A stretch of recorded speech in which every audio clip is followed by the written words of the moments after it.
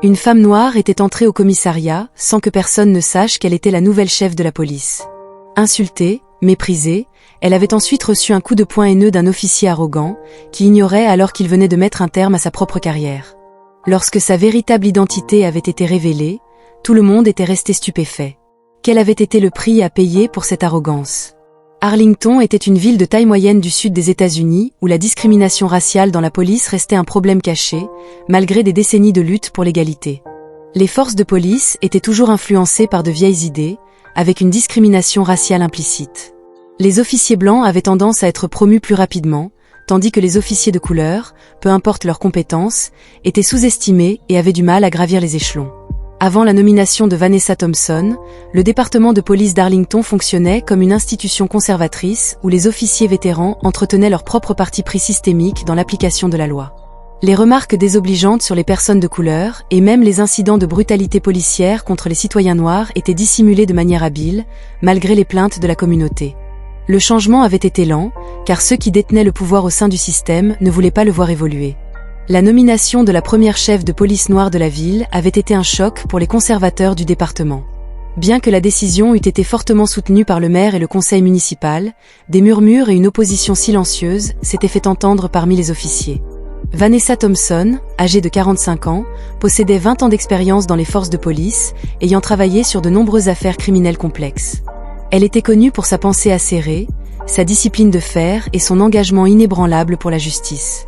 D'abord agente de patrouille, elle avait progressivement gravi les échelons grâce à ses compétences, malgré de nombreux obstacles dus à son sexe et à sa couleur de peau. De taille moyenne et à la corpulence robuste, elle portait des cheveux courts et bouclés, soigneusement entretenus, et son regard perçant traduisait une confiance inébranlable. Elle n'était pas facilement intimidée. Ses années dans le métier lui avaient appris à ne pas craindre le conflit, tout en comprenant que changer un système nécessitait la bonne stratégie. En tant que femme noire dans les forces de police, elle avait été témoin d'injustice non seulement envers les citoyens, mais aussi envers ses propres collègues. Elle savait que pour transformer véritablement le système de l'intérieur, elle devait faire preuve de fermeté, d'intelligence et ne jamais laisser ses émotions prendre le dessus. Le lieutenant Richard Miller représentait l'archétype du vieux policier d'Arlington, blanc, conservateur, misogyne et particulièrement méprisant envers ses supérieurs noirs. Avec plus de 15 ans d'expérience, Miller n'était pas seulement connu pour sa dureté au travail, mais aussi pour ses relations étroites avec les officiers supérieurs du département. Grand et musclé, il exerçait toujours son autorité sur ses subordonnés et sur ceux qu'il jugeait indignes de respect. Pour lui, un service de police fort devait être dirigé par des hommes blancs, les seuls à posséder, selon lui, une réelle autorité. Ce matin-là, Vanessa était entrée au département de police d'Arlington, où elle serait désormais la plus haute responsable.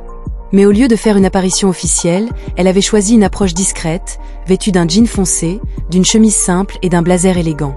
Pas d'étiquette nominative, pas de badge, rien qui puisse révéler qu'elle était la nouvelle chef de police. Son but était d'observer comment les officiers du département traiteraient une femme noire ordinaire, sans savoir qui elle était.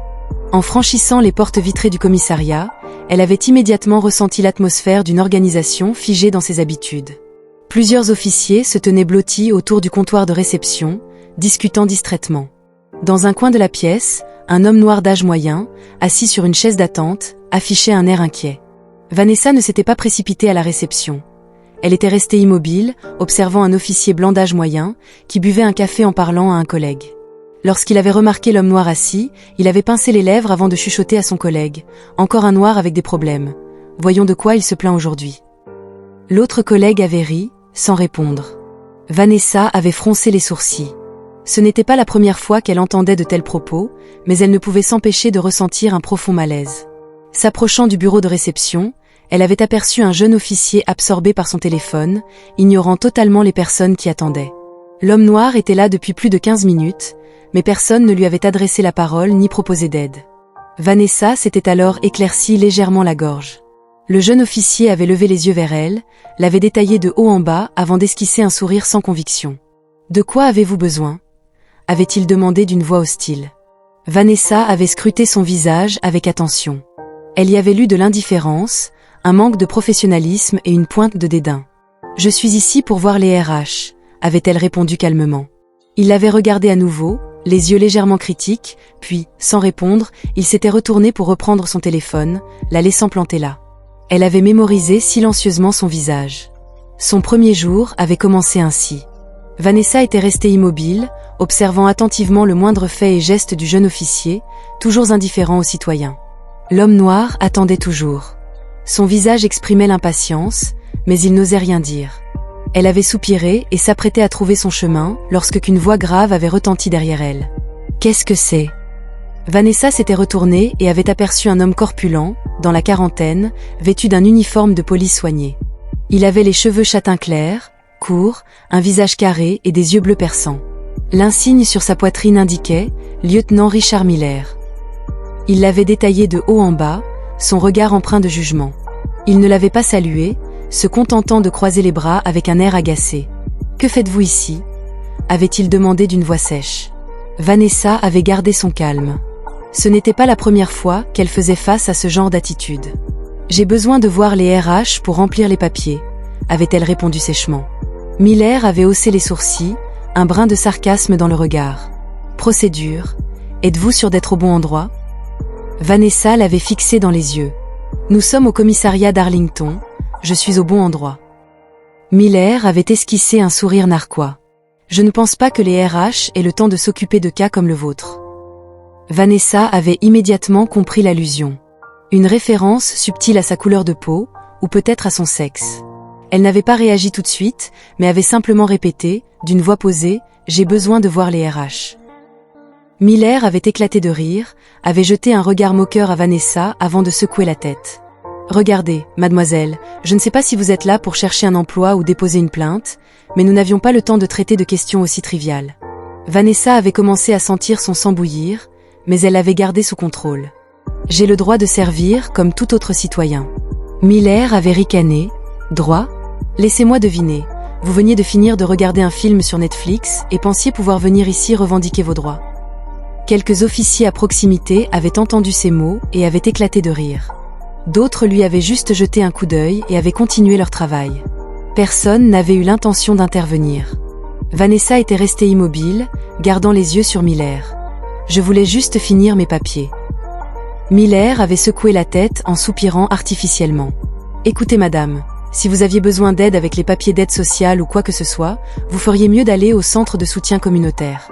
Il ne s'occupe pas de ce genre de choses ici. » Vanessa avait serré les poings, mais sa voix était restée calme. « Je parlais de procédures administratives liées à la police, pas d'aide sociale. » Miller avait eu un sourire narquois. « Oh, je vois.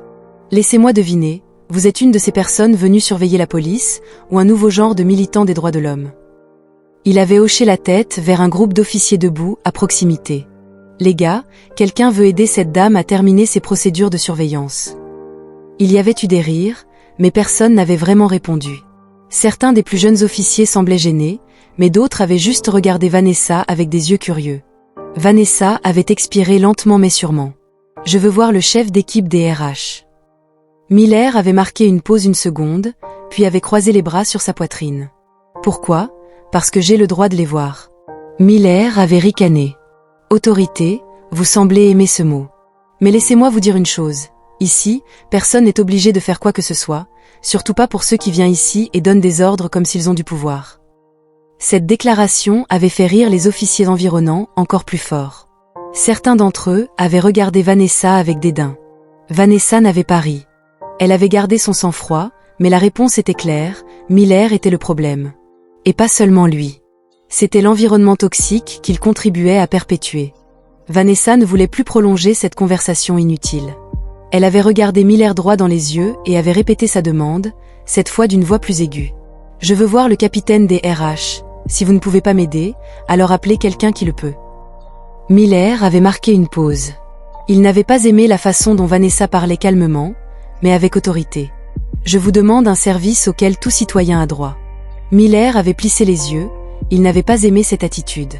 Il n'avait pas aimé qu'une femme noire se tienne devant lui, sans montrer la moindre peur. « Je pense que vous deviez sortir d'ici avant que quelque chose n'arrive. » Vanessa avait croisé les bras et était restée immobile. « Me menacez-vous » Miller s'était rapproché. « Je vous préviens. » L'atmosphère dans la pièce était devenue pesante. Les autres officiers avaient commencé à se taire, réalisant que la situation devenait incontrôlable. Certains avaient commencé à sentir que quelque chose n'allait pas. Vanessa n'avait toujours pas bougé. Je ne partirai pas, tant que je n'aurai pas rencontré la personne que je devais rencontrer. Miller avait pris une inspiration. Ses yeux brillaient de colère. Ok, vous voulez rencontrer quelqu'un? Je vais vous aider à rencontrer quelqu'un que vous n'aimeriez pas. Il avait fait un signe de tête à un officier à proximité. Faites-la sortir. L'officier avait hésité une seconde. Mais lieutenant, elle. Je vous ai dit de la faire sortir immédiatement. L'autre officier s'était mordu la lèvre, mais s'était avancé. Vanessa n'avait pas bougé. Miller l'avait regardée, les yeux pleins de défi. Tous les officiers qui avaient ri plus tôt regardaient maintenant la confrontation. Vanessa avait maintenu sa position, les pieds fermement au sol, le regard inébranlable. Je vous conseille de ne pas faire ça. Sa voix était calme mais menaçante. Mais avec quelqu'un comme Richard Miller, cela ne faisait que renforcer son envie de la dominer davantage. Miller avait senti sa fierté remise en question. Une femme noire venait de lui claquer la main devant tous ses collègues. Il avait serré les poings, ses dents avaient grincé, puis, sans réfléchir, il avait balancé son poing et avait asséné un coup de poing directement au visage de Vanessa. La force du coup était si forte qu'elle avait titubé en arrière, son talon heurtant le bord de la table, la faisant perdre l'équilibre et tomber au sol. Un autre employé avait reculé précipitamment et sorti son téléphone, hésitant à appeler quelqu'un ou non. Personne n'avait parlé pour arrêter Miller, mais il savait qu'il l'avait fait. Elle était allée trop loin. Vanessa n'avait pas crié, n'avait pas gémi. Elle avait seulement ressenti une douleur brûlante courir de sa joue jusqu'à son cou, mais elle avait refusé de montrer sa faiblesse. Au lieu de rester allongée sur le sol, elle s'était lentement relevée avec ses mains. Miller l'avait regardée, ses yeux s'étaient remplis de surprise. Il l'avait frappée si fort et pourtant, elle n'était toujours pas tombée. Vanessa avait pris une profonde inspiration, ajusté sa posture et levé la tête. Elle ne semblait pas effrayée, ni en larmes, ni prise d'une colère incontrôlable. Elle se tenait juste là, étrangement calme, mais à ce moment-là, une porte de bureau s'était ouverte. Un homme d'âge moyen aux cheveux gris était sorti du service des ressources humaines. Il tenait encore une pile de documents à la main, ses yeux scrutant la foule avant de s'arrêter sur Vanessa. Il ne lui avait fallu qu'une seconde pour se figer, son visage devenant pâle alors qu'il réalisait l'horreur qui venait de se produire. « Oh mon Dieu !» Il avait pris une profonde inspiration, puis avait crié presque immédiatement. « C'est la nouvelle chef. Qu'est-ce que vous avez fait ?» La phrase avait retenti comme un coup de tonnerre dans un ciel clair. L'espace avait semblé se figer. Les officiers rieurs s'étaient tus. Richard avait cligné des yeux à plusieurs reprises, comme si son cerveau ne pouvait pas traiter l'information. Pas question. Il s'était retourné pour regarder Vanessa, ses yeux remplis de panique. Toute son arrogance et son agressivité avaient soudainement disparu. Il l'avait regardée, mais cette fois, ce n'était pas avec mépris. C'était avec une peur sincère. Non, ce n'est pas possible. Il avait bégayé, sentant sa gorge se serrer. Une sueur froide avait commencé à apparaître sur son front. Vanessa était restée immobile, sans montrer ni colère ni élévation de voix. Elle avait simplement observé sa réaction en silence, ses yeux aussi tranchants que des couteaux. Non seulement Miller, mais les officiers qui avaient ri et plaisanté plus tôt avaient commencé à être confus. Ils s'étaient tournés pour se regarder, leurs yeux remplis d'anxiété. Quelques personnes avaient fait un pas en arrière, sentant leur visage s'échauffer en se rappelant les mots sarcastiques qu'ils venaient de dire. Un jeune officier avait dégluti difficilement, puis murmuré. « Merde, est-ce qu'on vient de se moquer du shérif ?» Personne n'avait répondu, car tout le monde savait qu'il venait de faire une terrible erreur. À ce moment-là, un membre du personnel administratif avait couru en panique. C'était Lisa Carter, l'assistante du département des ressources humaines. Elle s'était précipitée vers le directeur en criant l'identité de Vanessa. Elle lui avait arraché le dossier des mains et l'avait feuilleté, puis elle avait levé les yeux. Sa voix était paniquée. « Oh mon Dieu ! C'est vrai, c'est le nouveau chef de la police. » Vanessa Thompson venait d'être nommée. Les gens autour avaient pris une grande inspiration. Aucun doute là-dessus. La femme dont il venait de se moquer, méprisée et même battue, était celle qui avait la plus haute autorité là. Un vieil officier, debout dans un coin de la pièce, avait enlevé son chapeau à la hâte, n'osant pas lever les yeux. Lisa avait fait un pas en arrière, ses yeux toujours remplis d'horreur. Elle avait jeté un coup d'œil à Vanessa, puis à Richard Miller, qui était figé. Vanessa avait pris une grande inspiration, puis avait lentement fait un pas en avant. Tous les yeux étaient rivés sur elle, mais elle n'avait montré aucune colère. Elle n'avait pas crié, elle n'avait pas hurlé, elle n'avait pas juré. Parce qu'elle savait qu'elle n'en avait pas besoin. Elle avait dit une seule phrase, d'une voix basse mais autoritaire. « Arrestation. Lieutenant Richard Miller. Immédiatement, toute la salle avait explosé. Miller avait immédiatement reculé. Il avait regardé autour de lui comme s'il espérait que quelqu'un viendrait à son secours. Mais personne n'avait osé parler. Miller avait ouvert la bouche, puis avait secoué rapidement la tête. « Attendez, c'est un malentendu. » Il avait levé les mains et essayé de parler plus calmement. « Je ne sais pas qui vous êtes. Si je le savais, je ne l'aurais pas fait. » Il s'était arrêté net, car il avait réalisé qu'il venait de creuser sa propre tombe. Vanessa était restée immobile en le regardant. « Vous avez raison, vous ne savez pas qui je suis. » Elle avait marqué une pause, puis avait continué froidement. « Mais cela ne change pas le fait que vous venez d'attaquer un civil dans un poste de police. Et malheureusement pour vous. » Son officier supérieur avait menotté Miller. 2 officiers s'étaient avancés, lui avaient attrapé les bras dans le dos et l'avaient menotté devant tous ses collègues. Un bruit métallique froid de verrouillage avait retenti, faisant frissonner les gens autour. « Lâchez-moi. Que diable faites-vous » Miller s'était débattu violemment, sa voix se transformant en une véritable panique. Mais personne ne lui avait répondu. Les autres officiers étaient restés immobiles. Personne n'avait osé intervenir ou parler pour le défendre. Les gens qui venaient de rire avec Miller étaient maintenant complètement silencieux, leur visage pâle. Personne n'osait regarder Vanessa. Il savait que le vrai cauchemar ne faisait que commencer. Vanessa s'était avancée encore un peu et s'était arrêtée devant Miller, ses yeux remplis d'autorité. « Lieutenant Richard Miller », avait-elle dit d'une voix ferme, « vous êtes en état d'arrestation pour agression sur une personne en garde à vue. Vous avez le droit de garder le silence. » Miller avait halté, presque incapable d'en croire ses oreilles. « Je suis lieutenant. Vous ne pouvez pas me faire ça. » Mais plus personne ne se souciait de ses paroles. « C'est un piège. Une conspiration politique.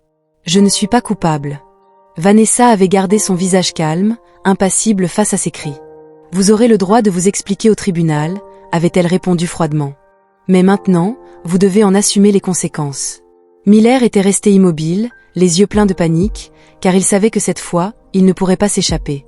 2 officiers l'avaient escorté hors du bureau et l'avaient emmené directement en bas. La porte avait claqué derrière eux. L'espace du poste de police était retombé dans un silence étrange. Le regard perçant de Vanessa avait parcouru la pièce. Les officiers qui avaient ri et soutenu Miller évitaient maintenant son regard. « Je n'ai pas besoin de le dire, vous savez tous à quel point c'est sérieux. » Sa voix était froide. Mais elle n'avait pas besoin de l'élever. Chaque mot qu'elle prononçait pesait comme un marteau. Elle balaya la salle du regard une dernière fois. Un silence pesant s'était installé, chargé de honte et de crainte. « Dès aujourd'hui tout changera », dit-elle fermement. Elle fit volte-face et se dirigea vers son bureau, laissant derrière elle un groupe d'officiers figés, réalisant qu'une heure venait de s'achever. Dans le couloir, elle croisa Lisa Carter, qui l'observa avec un mélange de respect et d'admiration. « Préparez le rapport », ordonna Vanessa sans s'arrêter. Lisa hocha la tête et s'exécuta aussitôt. Pendant ce temps, en bas, Miller était installé en cellule, toujours sous le choc, son regard vide. Il comprenait enfin que son pouvoir ne le protégerait plus. Et dans tout le commissariat, un seul message circulait. La loi, désormais, serait la même pour tous. Merci d'avoir regardé, et à la prochaine dans une nouvelle vidéo.